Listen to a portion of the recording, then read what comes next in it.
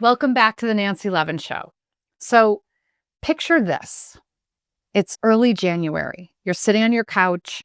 You are feeling completely depleted. The holiday season is finally over, but you feel hollow. You showed up to every gathering, Thanksgiving, December celebrations, New Year's. You bought all the gifts. You cooked all the meals. You played all the roles. You smiled through everything. And now you're exhausted, you're resentful, and you're wondering why the quote unquote most wonderful time of the year has left you feeling so empty. If this sounds familiar, what I want you to know is it doesn't have to be this way. In fact, what if this year could be different? What if instead of surviving the holidays, you could actually create them? Not the Pinterest version or the Hallmark version, but your version. So today I'm offering you an invitation to reinvent your holiday season, to release what hasn't worked, to reclaim what truly matters, and to create a season that actually feels like you. So stay with me here because we're doing something a little bit different today. We're not just talking about the holidays, we're reimagining them entirely. Because here's what I've noticed. So many of us enter this time of year on complete autopilot. We fall back into the old roles, the peacekeeper, the host, the gift giver, the one who makes it all magical for everyone else. We follow routines that stopped serving us years ago. We meet expectations that were never really ours to begin with, and we do it all because it's just what we've always done. But what if the holidays could be more than just something to endure? What if they could be something that you intentionally design? So today we're going to walk through a powerful process together. First, we'll help you get crystal clear on what you actually want your holidays to look and feel like. Not what you think they should be, but what would truly nourish you. Then we're going to explore the role that boundaries play in supporting this vision. And finally, I'll guide you through the exact steps to begin honoring your vision without guilt, without burnout, and without abandoning yourself in the process. So let's dive in. We're going to start here with a question that might feel really radical. What would it look like to reinvent your holiday season? And I don't mean slightly tweak it, not compromising a little bit more here or there, not making minor adjustments around the edges, but to truly reinvent it. So just take a moment right here, right now, and imagine with me if you could design your holidays from scratch. No rules, no obligations, no, but we've always done it this way. What would they include? Would you spend more time alone or more time with chosen family? Would you say no to gift exchanges and yes to shared experiences instead? Would you allow yourself actual space to rest, not just physically, but emotionally? Would you create new traditions that reflect who you are now and not who you were 10 years ago? Would you let go of the outdated traditions that drain you? Maybe you would skip the big family gathering this year altogether. Maybe you'd host something small and intimate. Maybe you'd travel. Maybe you'd stay home in your pajamas with good food and a good book.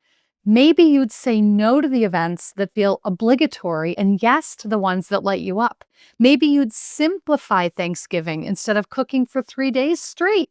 Maybe you'd order a meal instead of making it from scratch. Maybe you'd set a spending limit that doesn't stress you out. Maybe you'd give gifts of time and presence instead of things. Maybe you'd be honest about what you can handle and what you can't.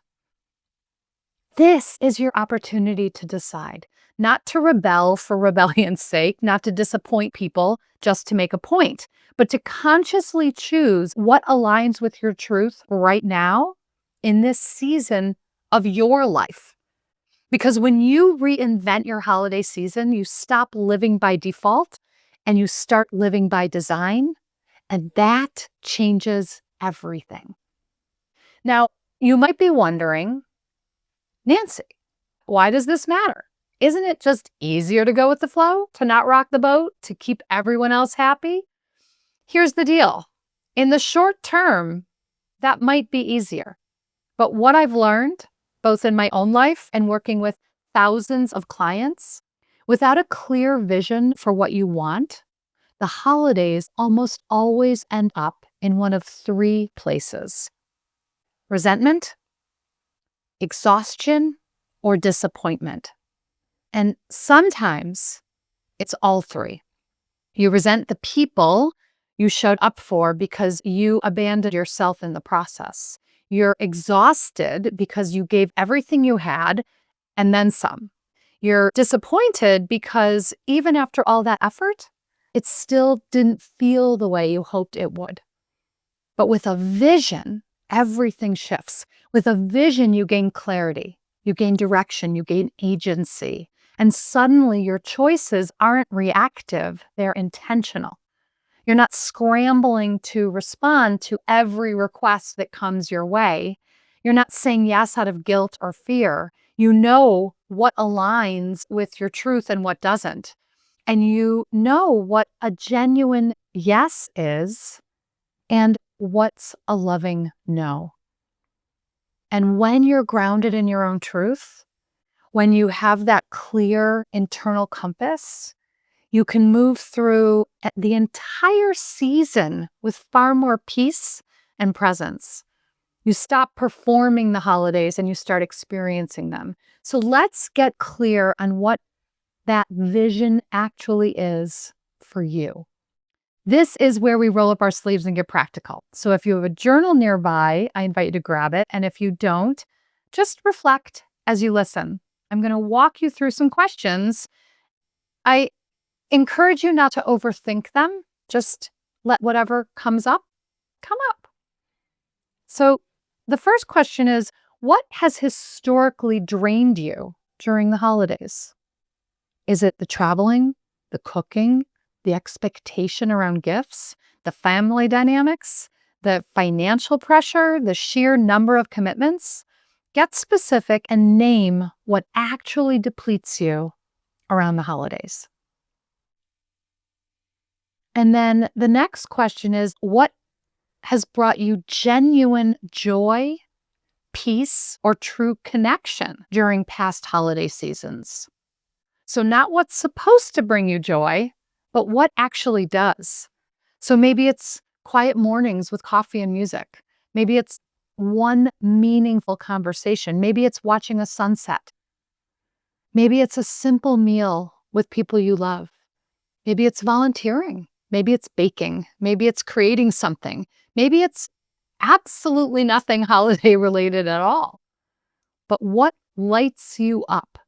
What has brought you genuine peace, joy, true connection during the past holiday seasons? And then question 3 is, what do you want to feel this year? Not what do you want to accomplish, not what do you want to do, but what do you want to feel? You want to feel peaceful, connected, rested, present, joyful, grounded, free. Choose a few feeling words that resonate for you around how you want to feel this holiday season. The fourth question here is, what do you want to release this year? So what tradition, what obligation or expectation is ready to be let go? And then finally, what do you want to embrace? What would you like to invite in? What would you like to say yes to? This right here is your personal holiday blueprint. Not a performance for social media, but a guide to what actually matters to you. And you can refer back to it. Let it be your North Star when decisions need to be made. Because once you've uncovered that vision, it's time to bring it to life. And this is where boundaries become absolutely essential. So think of boundaries as the scaffolding that holds your holiday vision in place. Your vision might be beautiful, inspiring, but without boundaries, it can't stand strong in the real world. It's like building a house. You can have the most gorgeous architectural plans, but if you don't have the structural support to hold it up, it will collapse. Because here's what happens the moment you try to honor your truth. Old patterns show up. Family dynamics resurface. Guilt creeps in. People-pleasing kicks into high gear. Perfectionism whispers that it's not enough. And boundaries are what help you stay rooted when those winds blow. They create the structure you need to protect your energy, your time, your peace, and your vision. So boundaries are not about building walls to keep everyone out. They're about building integrity, alignment between what you say matters and how you actually live. So let me say that again. Boundaries are not walls. They're not punishments. They're not acts of aggression. Boundaries are loving containers. They say, this is what I can do, and this is what I'm not available for. And during the holidays, when everything and everyone is asking for a piece of you, boundaries become your lifeline. They remind you that you're allowed to have limits. You have permission to say no. You have permission to protect what you've decided matters most. So let's get real about where boundaries typically get tested during the holiday season, because knowing where the pressure points are helps you prepare. So first, overcommitting to events or activities out of obligation. You say yes to the office party, the neighborhood gathering, the friends thing, the family event, the school concert, the volunteer shift, and suddenly your calendar is completely packed and you have zero space to breathe. You're showing up everywhere for everyone except for yourself. Second is overgiving, financially, emotionally, or energetically. You spend more than you can afford because you don't want to seem cheap. You manage everyone else's emotions at the dinner table because you can't tolerate conflict. You plan, cook, clean, host, coordinate, and completely deplete yourself in the process. Third, over-functioning in family roles you've outgrown. Maybe you're the one who always hosts, the one who always mediates, the one who always makes sure everyone else is happy. But that role doesn't fit you anymore. You've changed, you've grown, but everyone still expects you to show up the same way you always have. And fourth, overriding your own needs to avoid disappointing others. You say yes when you mean no. You stay when you want to leave. You smile when you're exhausted. You pretend you're fine when you're really not, all because you don't want to let anyone down. If these sound familiar, this is exactly why your boundaries need to be aligned with your vision, not with your guilt, not what you think you should do, not what would make everyone else comfortable, but what would actually honor your truth and support the season you are designing and creating. All right, so here is where we are moving into action. I'm going to give you 5 practical steps to begin putting your vision into practice through clear, loving boundaries. So step 1, pause before you say yes. This is the most important step, and it's the one we skip most often. Before you automatically say yes to anything, an invitation, a request, an expectation, pause, take a breath, check in with yourself. Ask, does this support the holiday I want to create? Does this align with my vision? Does this honor my energy? Does this feel like a genuine yes? Because if the answer is no, or even an I'm not sure, then the answer is no. Or at least you can say, I'm going to think about it. I'll get back to you tomorrow.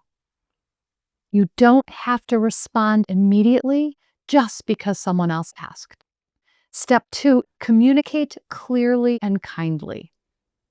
So remembering that your boundaries are your own limits.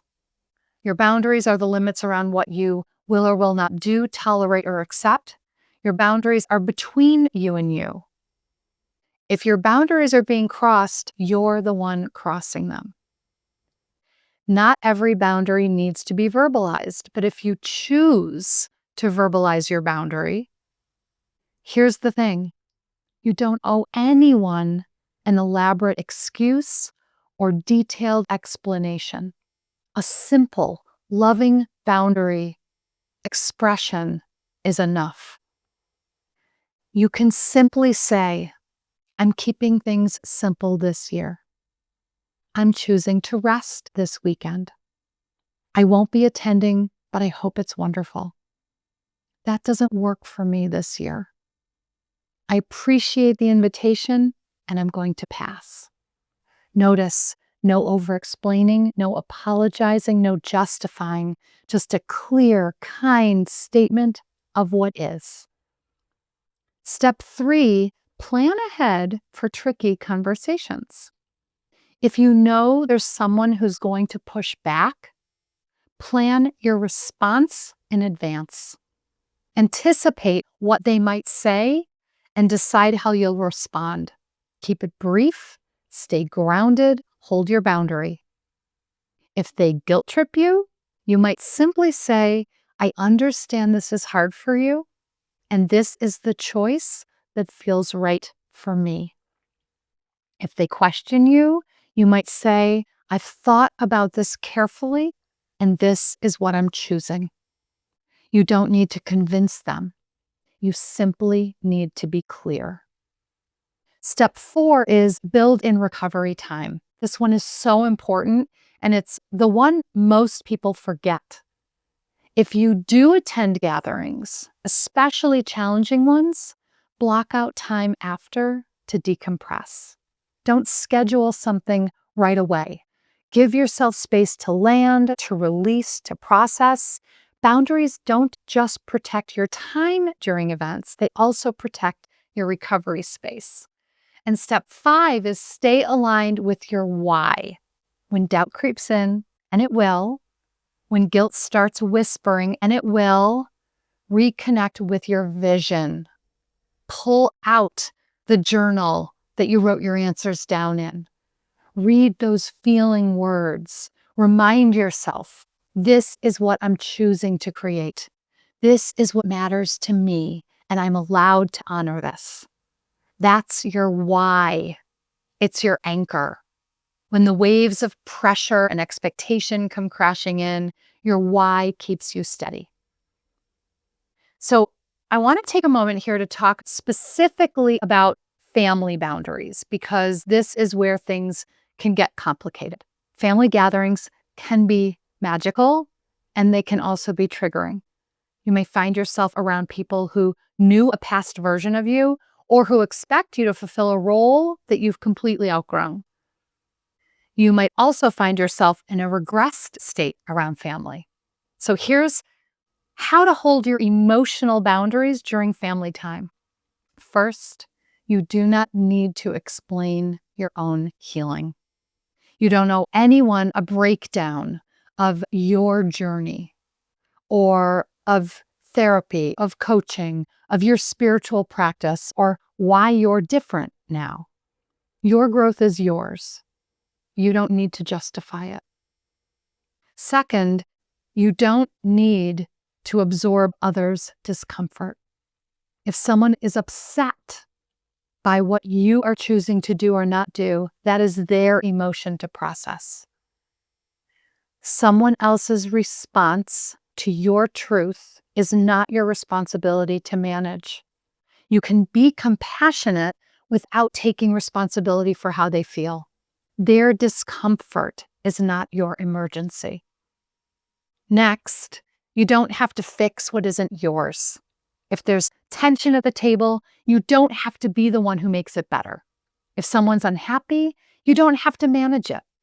You're allowed to just be without performing, without fixing, without managing everyone else's experience.